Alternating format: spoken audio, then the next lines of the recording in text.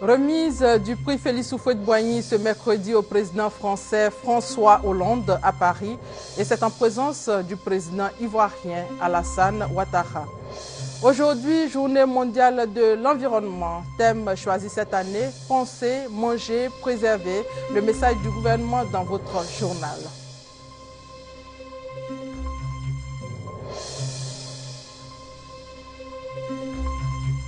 Les étudiants de Côte d'Ivoire s'engagent à nouveau à renoncer définitivement à la violence. Les conclusions de la charte de non-violence remise officiellement au ministre de l'Enseignement supérieur et de la Recherche scientifique. Bonjour à toutes et à tous. Le prix Félix Houphouët-Boigny pour la recherche de la paix sera remis au président français François Hollande tout à l'heure.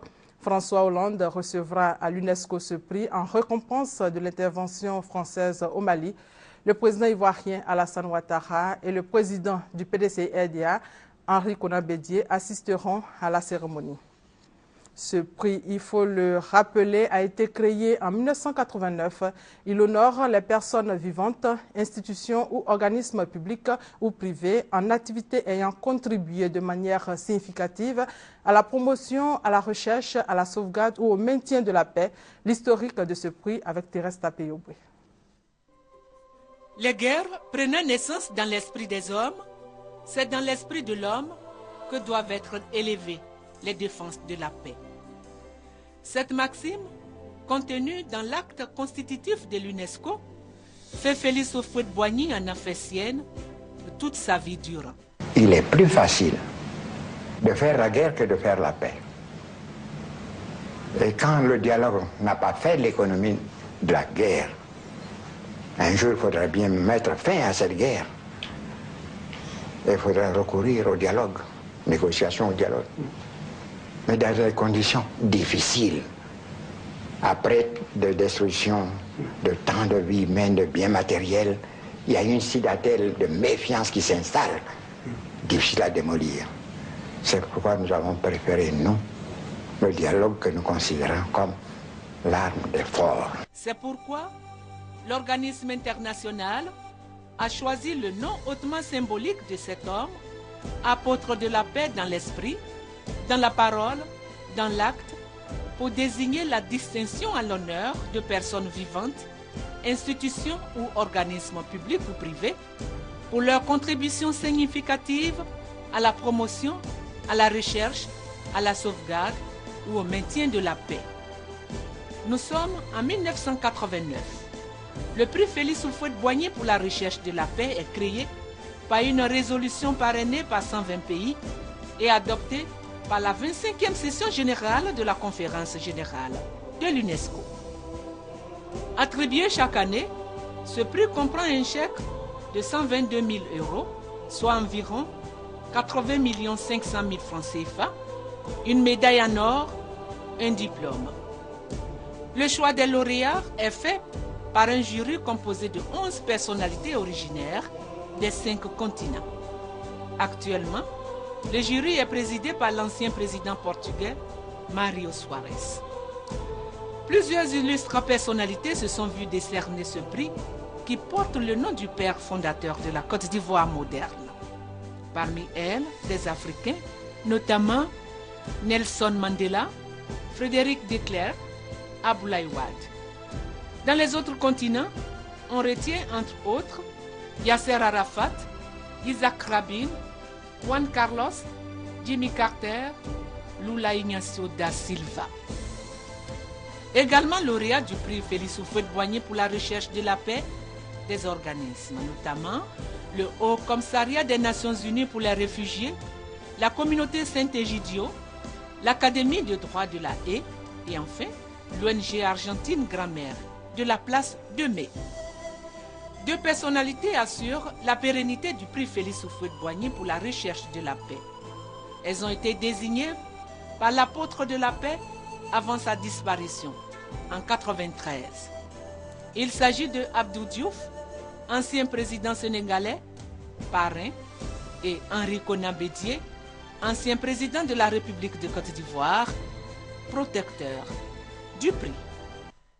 Et je rappelle que le président Alassane Ouattara prendra part à la cérémonie de remise du prix Félix Houphouët-Boigny pour la recherche de la paix.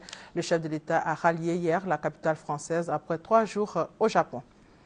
Direction la primature où une délégation du Sénat français a été reçue par le chef du gouvernement, Daniel Kablan-Duncan. La délégation conduite par l'ambassadeur de France en Côte d'Ivoire, Georges Serre, a abordé avec le Premier ministre le renforcement de la coopération entre la Côte d'Ivoire et la France. Le point avec Honorine Aingori. Au cours de cette rencontre entre Premier ministre et sénateurs français, il a été question de parler de l'avenir de l'Afrique, de la promotion de l'avenir des Ivoiriens et de la restauration du cadre de l'État. Nous avons parlé des perspectives de coopération très riches, naturellement, entre la Côte d'Ivoire et la France, mais d'une manière plus générale, sur l'avenir de l'Afrique qui est très prometteur et dans lequel la France essaiera de tenir son rang de partenaire comme les autres, mais de partenaire à part entière. Pour Daniel Kablan-Duncan, des sillons sont à creuser sur le plan sécurité militaire. Il a souhaité un renforcement de la présence française sur le plan économique. Le Premier ministre ivoirien a souhaité également que la France facilite l'accès des étudiants pour y assurer leurs études. Il faut aller donc de l'avant. Ces sillons sont évidemment, comme ça a été indiqué tout à l'heure, au plan donc de la sécurité, au plan donc militaire, mais aussi des sillons en matière donc économique. Nous avons beaucoup donc échangé à ce niveau. Et je pense qu'il devrait, en ce qui nous concerne, nos souhaits, c'est qu'il y ait donc un renforcement de la présence française économique en Côte d'Ivoire, au niveau donc des grandes entreprises, pour les grands chantiers que nous menons. Les sénateurs français ont affirmé être fiers du renforcement de la coopération entre la Côte d'Ivoire et la France. Bert Koenders, représentant spécial du secrétaire général de l'ONU en Côte d'Ivoire, a définitivement quitté Abidjan hier pour se consacrer à sa nouvelle mission. Il a été nommé récemment au Mali. Dans son message d'adieu aux Ivoiriens, Bert Koenders a indiqué qu'il est essentiel que les progrès réalisés par le gouvernement soient visibles. Il a invité les Ivoiriens à continuer sur la voie de la paix. La Côte d'Ivoire et le Libéria, préoccupés par la sécurisation de leurs frontières, les armées des deux pays se penchent depuis hier sur ce sujet. Il est question de faire le bilan des actions déjà menées sur le terrain. On en parle avec Mamadou Kwasi. Les officiers supérieurs du Libéria, aux côtés de leurs frères d'armes ivoiriens, assistés des forces onisiennes des deux pays et de la force Licorne. Ensemble, ils réfléchissent sur les modalités de sécurisation de la frontière entre le Libéria et la Côte d'Ivoire. Il s'agit pour ces officiers au cours de cette rencontre de faire le bilan des actions déjà menées sur le terrain en vue de la sécurité des populations. Donc, le bilan est largement positif. Ça a permis aux deux armées, mais aussi aux deux opérations des Nations Unies de travailler ensemble. Et je crois que c'est ce que nous allons évaluer, puis voir comment est-ce qu'on peut, renforcer ce dispositif pour les prochains mois. Faire comprendre aux miliciens, aux mercenaires que l'heure a sonné pour qu'ils rendent les rangs. Et je crois que c'est ce que aussi nous allons faire, déployer des hommes. Et ensuite, le fait d'être ensemble, ça évite, n'est-ce pas, de se marcher sur les pieds. Ça permet de renforcer la cohésion et d'amener les uns et les autres à travailler ensemble et surtout de partager les moyens. La rencontre de Grand Bassam intervient après celle tenue à Monrovia il y a quelques mois. Il faut rappeler que les 716 km de frontières qui séparent la Côte d'Ivoire et le Libéria ont été pendant longtemps une zone d'insécurité qui a vu des attaques de plusieurs localités en territoire ivoirien. Des obus détruits ce mercredi matin. L'opération de destruction s'est tenue sur le site de l'ex-3e bataillon route à Danyama. La DDR et l'état-major général des FRC s'excusent auprès de la population pour les désagréments que cela pourrait provoquer. Les différents contentieux des élections municipales et régionales couplées ont été réglés. Le processus de mise en place des organes des communes et régions concernées s'ouvre donc. Le ministère d'État, ministère de l'Intérieur et de la Sécurité invite donc les préfets à convoquer sans délai les conseillers des collectivités territoriales à leur première réunion à laquelle il sera procédé à l'élection des municipalités composées chacune des maires et de ses adjoints, à l'adoption de la composition des bureaux et des conseils régionaux comprenant chacun le vice-président et ses vice-présidents. La commission électorale indépendante renforce ses capacités. Un séminaire se tient depuis hier à Grand Bassam pour donner des ressources stratégiques aux agents de l'institution. Serge Gongomé, Kwasi Mamadou pour plus de détails. Le cycle des élections est terminé, mais déjà les agents de la commission électorale indépendante se préparent aux échéances futures. Un séminaire est organisé pour corriger les insuffisances constatées. Discuter comment on peut avoir une culture institutionnelle qui va lui donner les gens des attitudes qu'il est nécessaire pour gérer professionnellement ou partager avec lui des idées internationales, comparatives, pour lui, pour prendre ce qu'il pense que c'est mieux pour la Côte d'Ivoire. Cet atelier porte sur 3 modules, c'est-à-dire l'accès au processus électoral, les activités post-électorales véritablement, l'administration électorale et la planification stratégique et financière. Ce séminaire qui s'étend sur une semaine à Grand Bassam bénéficie du soutien de la coopération allemande GIZ et de l'international IDEA. Les étudiants de Côte d'Ivoire s'engagent à nouveau à renoncer définitivement à la violence. Vous le savez, en décembre 2012, les étudiants avaient signé une charte de non-violence, une charte qui n'a pas été respectée. Des syndicats ont participé ce week-end à un atelier pour la mise en place de l'observatoire de la charte universitaire ivoirienne de la non-violence. Ils en ont parlé au ministre de l'Enseignement supérieur et de la Recherche scientifique. Serge Gongomé, Patricia Oumouetia. Les étudiants s'engagent à renoncer définitivement à la violence dans les universités. C'est le contenu du document qui a été remis au ministre de l'Enseignement supérieur et de la Recherche scientifique, Cissé Bakongo. Qu'une œuvre humaine n'est pas faite, c'est par petites touches qu'on construit des buildings, mais c'est par petites touches aussi qu'on construit un destin, c'est par petites touches qu'on peut construire aussi la paix. Occasion pour les étudiants de réitérer leur engagement. Ensemble, on a décidé de signer une charte qui permet à l'ensemble des associations d'éviter que ces événements qu'on a connus au niveau de l'université ne reviennent encore. La charte Salif Ndiaye sur la non-violence en milieu universitaire. Et nous invitons l'ensemble des associations qui ont vraiment signé cette charte-là de pouvoir respecter cette charte-là. Les étudiants ont invité le ministre Cissé Bakongo à une grande cérémonie à l'université Félix Houphouët-Boigny le 14 juin prochain. Il faut rappeler qu'un comité ad hoc a été mis sur pied pour suivre l'application stricte de la charte de la non-violence dans les universités de Côte d'Ivoire. Et puis, depuis hier, plus de 300 000 candidats repartis dans 311 centres partout dans le pays affrontent les épreuves orales du BEPC. Au programme d'abord, l'anglais. Les épreuves courent jusqu'à vendredi. Quelques retards ont été notés dans des centres, mais les épreuves semblent se dérouler normalement dans l'ensemble. Les élèves souhaitent que toutes les dispositions soient prises pour que le retard occasionné par les examinateurs soit rattrapé. Penser, manger, préserver, c'est le thème de la Journée mondiale de l'environnement, célébrée aujourd'hui 5 juin. Instituée en 1972, cette journée vise à lutter contre la destruction de la couche d'ozone, la déforestation, la désertification et la sécheresse. Les précisions de Léon Brou. Chaque année au monde, selon la FAO, Organisation des Nations Unies pour la faim et l'alimentation, les pertes d'aliments sont estimées à 1,3 milliard de tonnes et représentent le tiers de la production alimentaire mondiale et toute la production de nourriture en Afrique subsaharienne. Cependant, sévit toujours la famine. Une personne sur 7 dans le monde va au lit affamée et plus de 20 000 enfants de moins de 5 ans meurent de faim chaque jour dans le monde. Plus de 27% de la population ivoirienne souffre de malnutrition, pendant que notre pays a une production annuelle de 15 millions de tonnes de vivriers par ailleurs. Une étude menée par Action contre la faim au mois d'août 2011 révèle qu'à l'ouest du pays, 60% des ménages n'arrivaient pas à couvrir leurs besoins alimentaires, alors qu'en période de soudure normale, cette proportion est de 30%.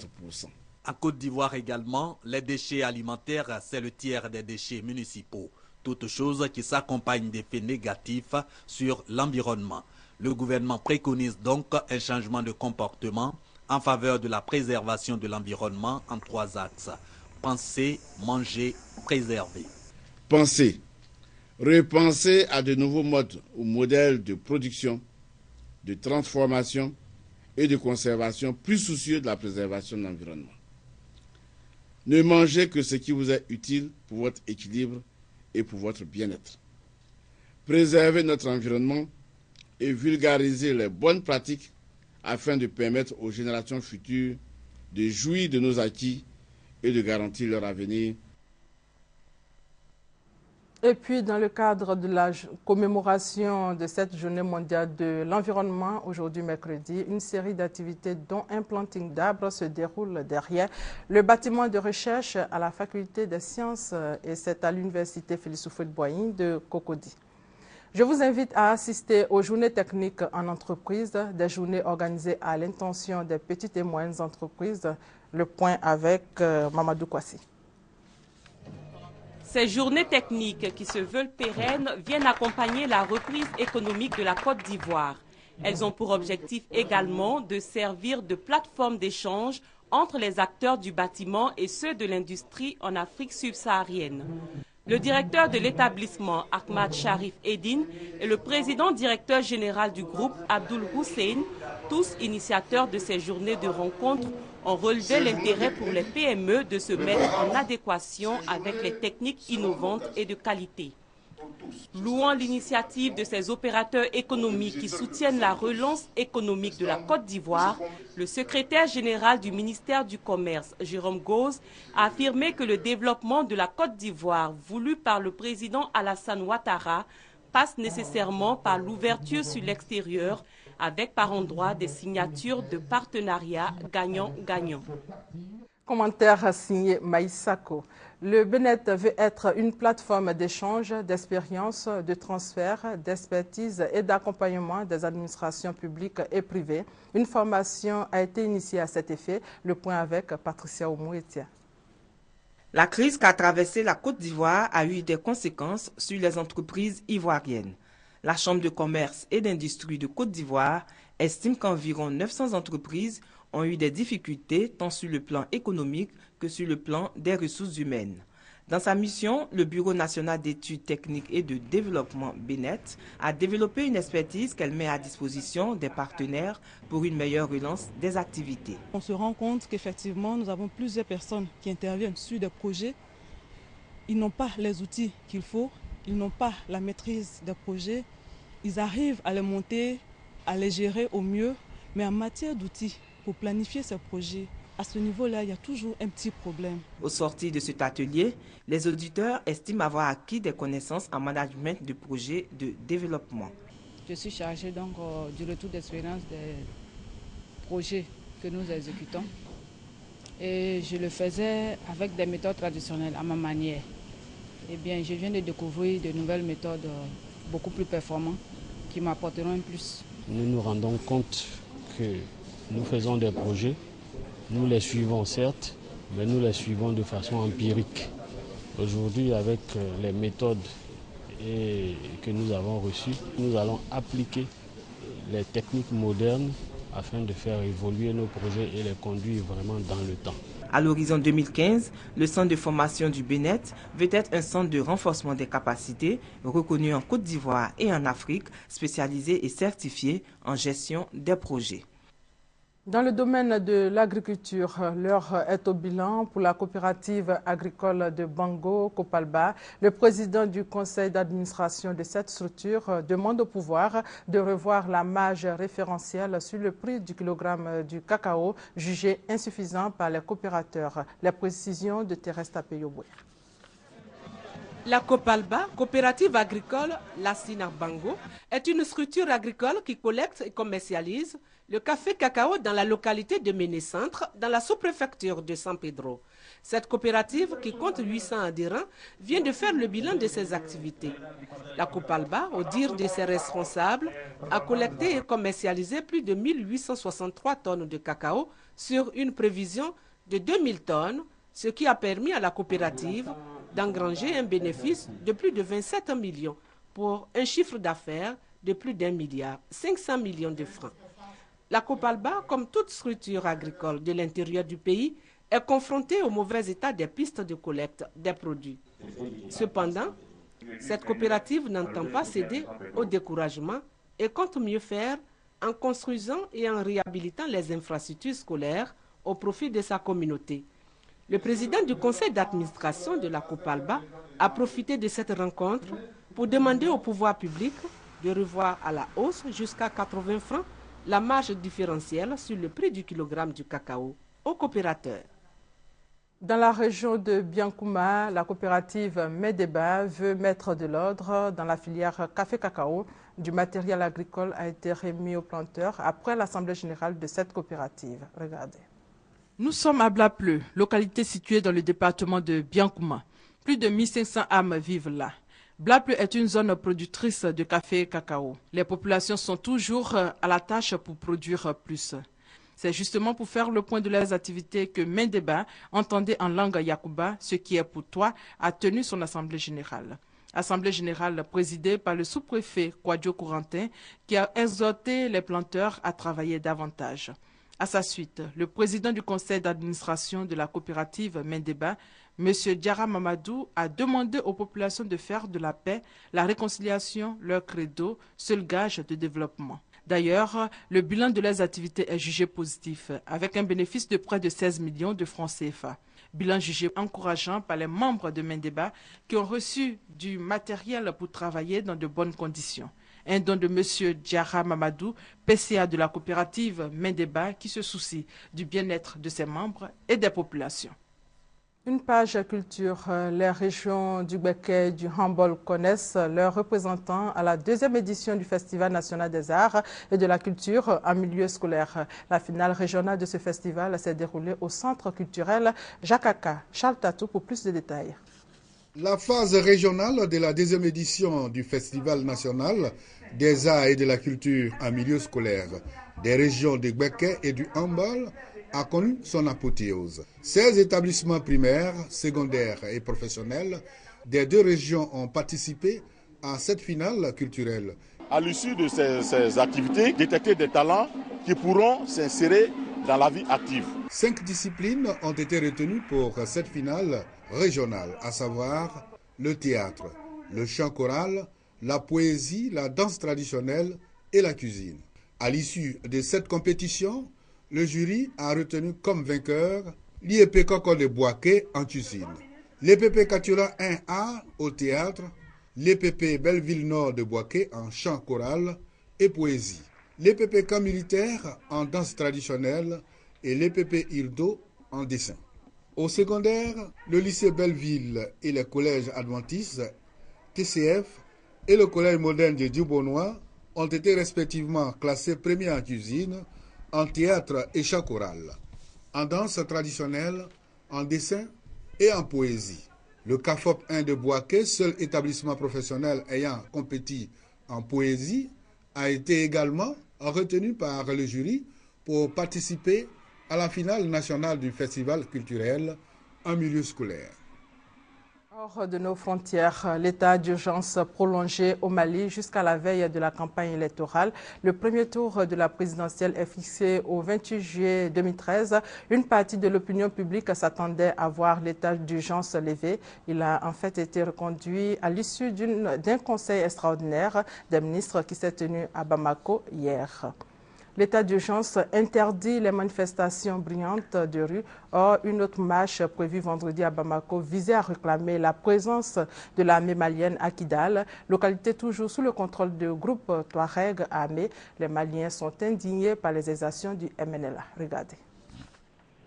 Dans les rues de Bamako, derrière le calme apparent, un climat de vive inquiétude provoqué par les informations relatives à la situation à Kidal. Plusieurs quotidiens parus ce mardi appellent le peuple malien à être intraitable vis-à-vis du MNLA, accusé de commettre des exactions contre les Noirs. Des voix s'élèvent pour dénoncer une épuration ethnique. Il n'y a pas quelqu'un qui a une peau noire ou un métis dans la rue de Kidal. Il n'existe pas. Jusqu'à midi. Les gens sont terrés chez eux. D'autres même, selon nos informations, ont quitté dans la nuit à pied pour essayer de rejoindre les routes, pour chercher des camions qui vont sur Gaou. Le conseil de cercle de Kidal et le collectif des ressortissants du Nord Mali condamnent des agissements du mouvement national de libération de l'Azawad. Et les deux associations y voient un piège tendu par le MNLA pour déclencher un conflit ethnique au Mali. Ce qui est recherché, en réalité, c'est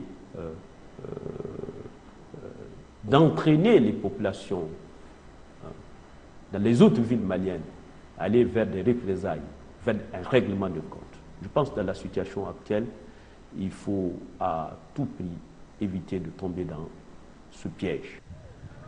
Pour mettre fin à la chasse à l'homme noir à Kidal, de nombreux leaders politiques proposent une solution militaire. Bamako annonce que des soldats maliens sont en route vers Kidal, occupés par le MNLA. Une annonce qui conforte la position clairement défendue par le FDR, Front uni pour la sauvegarde de la démocratie et la République. Il faut la présence de l'armée malienne à Kidal. Nous ne pouvons pas comprendre que l'armée française soit à Kidal et qu'une partie de l'armée tchadienne, et que nos populations, surtout les populations noires, subissent des exactions. C'est incompréhensible, c'est inadmissible. Lundi à Ouagadougou, où se déroulent les négociations entre le MNLA et les autorités maliennes, le représentant du médiateur burkinabé a déploré les incidents à Kidal. Djibril Bassolé appelle toutes les parties à s'abstenir d'actes de violence. En Guinée-Bissau, la situation politique est bloquée. Depuis un mois, il y a un bras de fer entre la présidence et les partis politiques. Au centre de cette crise, la formation du nouveau gouvernement. Depuis un mois, c'est le bras de fer en Guinée-Bissau entre la présidence et les grands partis politiques. Un nouveau gouvernement de transition doit être nommé, plus inclusif. Le PAIGC, qui a la majorité des députés, refuse qu'on lui enlève des portefeuilles ministériels. Les négociations sont dans l'impasse. C'est le gouvernement qui bloque, ou bien la présidence à travers le gouvernement. Ils veulent le portefeuille. Un premier ministre, un président qui veut 6, 7, 8 portefeuilles. Pourquoi faire? Pour donner à ses amis? De son côté, le Premier ministre subit une forte pression des instances internationales. Son cahier des charges, mettre fin à la transition chaotique qui a suivi le putsch et nommer une équipe plus équilibrée. Les deux grands partis, chacun veut un parti de gâteau plus grand que les autres. Je pense que c'est un processus, il faut continuer à discuter, il faut continuer à négocier, mais il y a des limites aussi. Parce qu'il ne faut pas perdre de vue que l'objectif de cette inclusion, c'est effectivement qu'on fasse les élections avant fin d'année. Mais pour rentrer au gouvernement, à présent, il faut montrer patte blanche. Il ne faut pas avoir les problèmes avec la justice. Il ne faut pas avoir les problèmes, il ne faut pas être accusé des questions de trafic de drogue mêlées dans les affaires de drogue. Ça, moi, je ne veux plus que cette personne rentre dans ce gouvernement. Descendant de son 4x4 tout neuf, ce responsable du PRS, l'autre grand parti bissau-guinéen, ne voit pas où est le problème. Je ne pense pas que le Premier ministre fait référence à notre parti, parce qu'en Guinée-Bissau, tous les gens connaissent notre membre du gouvernement, notre dirigeant, et nous ne sommes pas impliqués dans les cas de drogue ou des autres situations de corruption. Mais tous les partis grands et petits le savent, ils sont maintenant dans le collimateur. Il va falloir mettre du clair dans les rangs avant la présidentielle, prévue en novembre prochain. Et puis en Syrie, les rebelles affirment avoir perdu la ville stratégique de Qousser. Cette ville de l'ouest du pays était un lieu stratégique et symbolique du conflit syrien. Rappelons pour terminer que le président français François Hollande est à l'honneur ce mercredi à Paris. Il recevra le prix international Félix Houphouët-Boigny pour la recherche de la paix, décerné chaque année depuis 1991. Et c'est en présence du président ivoirien Alassane Ouattara. Fin de ce journal. Merci de votre fidélité.